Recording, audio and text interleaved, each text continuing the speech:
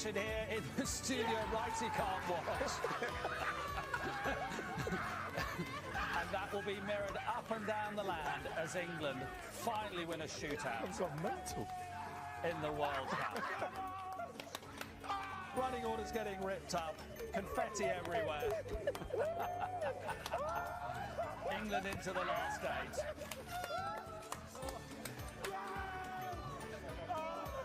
It's relief as much as anything else. Gary's got Righty's glasses on.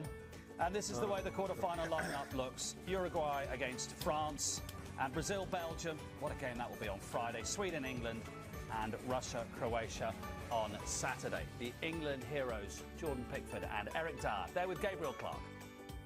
England win a penalty shootout. England are in the World Cup quarter-final. Congratulations. Thank you. Sum up that moment, stepping up. It's a nervous one. I've never really been in a situation like that before, but I felt like I had to score after the header I missed at the end there. So I'm thankful I scored that one. And what about this guy here, the save? Incredible, you know. He's a fantastic goalkeeper, fantastic attitude, and he deserves everything. And he was fantastic in the penalty shootouts, big in goal. He's been brilliant in training at them, and he's just taken it into a game. Yeah, Jordan, talk us through the save. Well, I just did our research on them for starters with Marge, analysis staff. So we had a fair feeling. Falcao was the only one who really didn't go his way. But just set, react and go power. And I've got power and agility. Don't care if I'm not the biggest keeper, but I've got that power and the agility to help us to get around the goal, and I'm very good at it. And like I say, it's about getting there and making the save and being in the moment, and I was. Did you think you'd done enough to get England through with that save at the end of normal time? Yeah, to be honest, I thought I did. It was a great strike, and it's all about your set position, and I got a good hand to it. Then it's about being in the moment again, and unfortunately the lad just got above H. But that's what football. But we reset, and our mindset, our mentality, our work rate. We just never stopped. And we had this game. No, if I had to go to penalties, we knew we were capable of winning. Eric, was this a triumph above everything tonight for resilience? Do you think coming through it, winning it again? Yeah, I think so. Obviously, to get knocked down at the end like we did with that goal in extra time, I think it's difficult to come back from that. But we were ready for that. We knew what we had to do. We stayed calm. We stuck to our plan. We never panicked all the way through extra time. We knew if it has to go to penalties, it has to go to penalties, and we were ready for that. World Cup quarter-finalists. Next it's Sweden. Well done, guys. Congratulations. Yes, thank you. Have I got Dortmund? Right, let's have a look at the 5 key penalties then which decided this game ultimately here in Moscow at the Spartak Stadium. We'll start with Jordan Henderson, and actually from David Ospina's point of view, a very good save.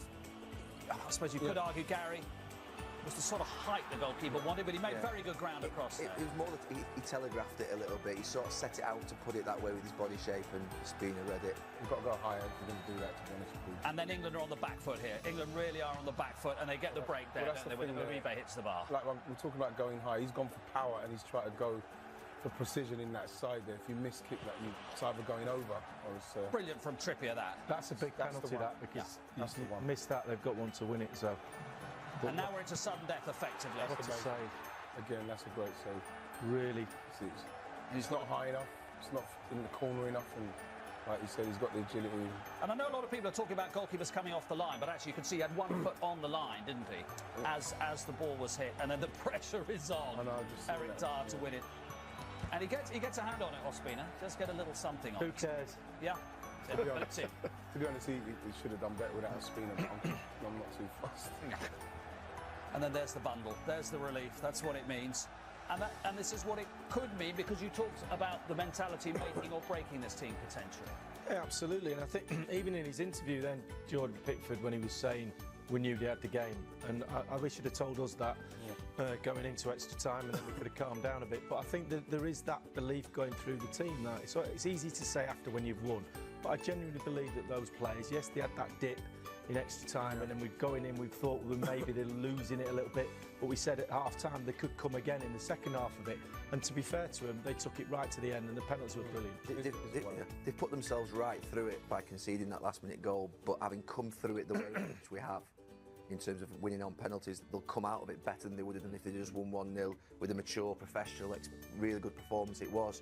Having come through that difficult moment, the first period of extra time, and then come through a penalty shootout, the confidence, the belief, the sort of inner resilience will be so much more than if we'd just won the 1-0. So they'll be that much better for it. You wouldn't want to do it, you wouldn't want to push it on anybody. But actually, if you're looking at us going as far as you can, what you're saying is it's not a bad thing at all. In fact, it might be a real positive. For the experience for those lads, I mean, a lot of them are still very young. You know, Eric Dyer said, I've never been in a situation like that in my life. Well, he has now. And he has now. He has now. So that's a big learning. Obviously, it was worrying when we didn't attack like we should have. I thought the final third, some of the balls and how we played, and when they scored, we were on that back foot. But you know something, I had a feeling. I just had a feeling that we was going to do it today. When I saw Jordan Henderson's one miss, I still had a feeling. But you're guessing, really, aren't you? I just don't want to go through that. I honestly don't. You might have to again. I honestly can't deal with that. The next few days are for Gareth and his staff to look at the performance, because you can pick holes in it, but all of that's out the window now because of what they've just done, and then they'll analyse that and say, why did we start to lose it a little bit? Why were we poor in the last third, or not as good? Defensively pretty strong throughout the game, apart from that little spell. So, but all that's for later on. Tonight is just the euphoria of tonight, and as you say, enjoy it with an orange juice or do whatever you want. But there is a worry. What was that? What happened to Harry Kane? But we seem to lose that. A fitness concern. He was playing on one leg, 20 minutes to go, half an hour to go. Pretty good penalty on one leg, isn't it? We lost our impetus there because we didn't really have anything too much going forward when he wasn't our furthest man. It was worrying. The worry, I suppose, in some ways, we've got to try and sort it before Sweden, is that after that first half an hour when we were really high energy, we make loads of runs past Harry Kane with Lingard, Allen, Sterling. Once a team gets through that, we do seem to have a problem with being able to show some quality in the finals when teams are behind. So there are things to pick up, but like I say, it's not tonight. Tonight's about just enjoy the moment. Tonight's about hearing from the penalty heroes. Kieran Trippier, vital penalty he took to make it 3-3 to even it up. Here he is with Gabriel. Well, you'd won it once, you had to go and win it again, didn't you? Yeah, you know, I thought we played really well in the first half, and you know, for their goal, you know, mistake personally by myself. I think, you know, you thought you had it covered. Yeah, because I thought he was just going to head it directly in, but then as I took a little jump and he's headed it into the ground, and I couldn't adjust my body, and they scored, and I was gutted. But you know, I say it all the time in interviews about the spirit of the team. We carried on how we was playing. We didn't change anything. We believed. And you know, it went to a penalty shootout, and like I said again, the spirit in this team. We've got some great penalty takers, and we practice and practice and practice, and it pulled off tonight. Well, just give us an insight into how much work has gone into this. England's first ever World Cup penalty shootout win. So what have you done to change history? Well, you know, there's always going to be a penalty shootout in tournaments like this. For me, watching for over the years, and it's just practicing on the training field, and we've done that after every session. You know, when the lads are fatigued after tough sessions, we took penalties, and to be fair to the lads, have been scoring some brilliant penalties, and you know, I couldn't be happier for picks either. Did you know exactly what you were going to do with yours? Because yours was obviously crucial. Yeah, you know, just pick a spot, and in training I was trying to put it in that spot every time, because there's no need to keep changing, because you'll just confuse yourself in your mind, and yeah, just keep it to one spot, and that's it really. Have you ever played? Interesting what he was saying there, Kieran Trippier, because of course you can practice and practice and practice, but what you cannot recreate clearly is the tension, is the walk, is the sense of occasion. So realistically, Gary, you can only do so much.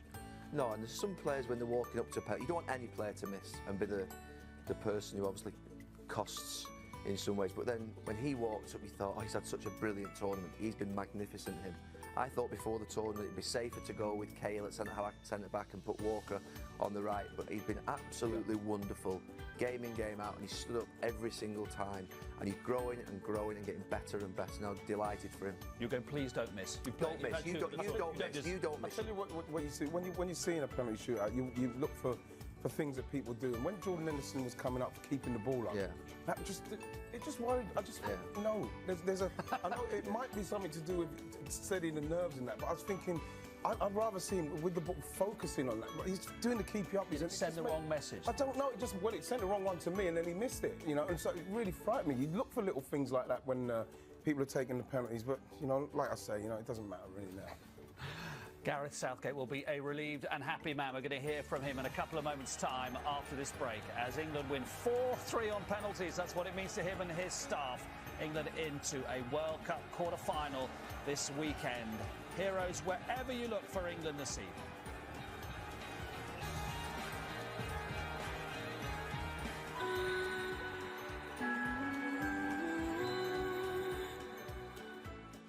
Well, the England manager's heart rate might have returned to normal by now. Gareth Southgate is with Gabriel Clark. Well, England win a knockout match after 12 years, and England win a penalty shootout. What a night. Fantastic. I think deserved as well. You know, I thought we played so well in the 90 minutes.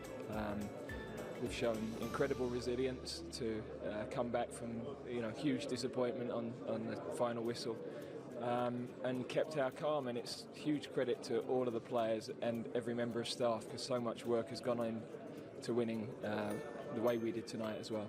So much for penalty shootouts being tough for Englishmen. Well, they are tough. But not tonight, the way that the players obviously responded, even going behind in that shootout. Yeah, but we talked long and hard about owning the process, and they kept calm. You know, it's, again, great credit to all our staff and the players that have taken everything on board, and you know, we got the reward tonight. It's a special moment for us. Just give us an insight into the work that you've done in the penalty area, because you obviously have focused on that. You've looked into the history of it. Yeah, we looked at individual technique. We looked at how we needed to be as a team. Goalkeepers, you know, been very important in that as well. So it's, of course, a special moment. But I'm now thinking about Sweden. You are? Yeah, absolutely, because this was special, but I want us to go on now. Well, when you look at the draw, it has opened up, hasn't it? The way that you would have expected to be playing Germany or Brazil next if it had gone to the seedings. Yeah, but Sweden, we have you know, is another team we have a poor record against. We've underestimated them for years. They're brilliant at what they do, and we know exactly how they play. But it's going to be a real tough test. What have this team shown tonight? Because I don't imagine you expected the amount of provocation there was at times from Colombia. Well, I don't know if I didn't expect it, but we didn't rise to it, which was brilliant. In general, a couple of times we lost the cool a little bit, but generally speaking, we kept our nerve, and you know, it was our fans that were here were brilliant, but it was almost an away game. So to deal with all of that was exceptional. Is this a coming of age, do you think, tonight, for many of these players, if not all of them? Well, it's something they can always look back on now and draw on as an experience, because we've talked about creating their own stories and creating their own history, and they've done a little bit of that tonight. We go to a quarter-final, but I don't want to go home yet, Gabe. Interesting line there from Gareth Southgate, Ian. So much work has gone into owning the process. Do you want to expand on what he means by that? I think it's the whole thing, from the halfway line all the way to walk. Probably the practice that you've been doing, the confidence, like we heard Kieran Trippier saying, the penalty he's been taking, that's the one he's been taking all the time. Being confident enough to go and do that, and doing it from the halfway line to the penalty spot with everything that's going on. And taking the penalty and scoring it. Yeah, and what it means is when there is another penalty shootout for England, which there will be sooner, probably sooner rather than later, these players can draw on that. They know that they've won. Owning the process, they know that it has worked before, rather than thinking, oh no, it's penalties, we all know how this ends. Absolutely, and that's what experience is all about. Good ones and bad ones, and we've had a few bad ones, and now we've got something to look back on and say, actually we can draw on all that experience. And sometimes you do have to draw on your bad experiences in order to get stronger. And it's about time that we stepped up to that next level. And again, I'm going to eulogise about Gareth Southgate. Every single word that comes out of that bloke's mouth when he's talking about the England team, how calm he is, could have quite easily got carried away there and he's already thinking about the game. He's just so measured in everything he does. And I think he's done a brilliant job in keeping the game plan and making sure the players stick to it as well. What I'm most happy about for him is that he took a risk against Belgium.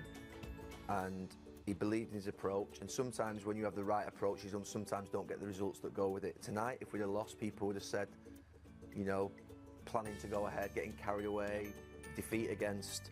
Should have concentrated on momentum. Concentrated on momentum and all those sort of things. But sometimes he made a bold decision.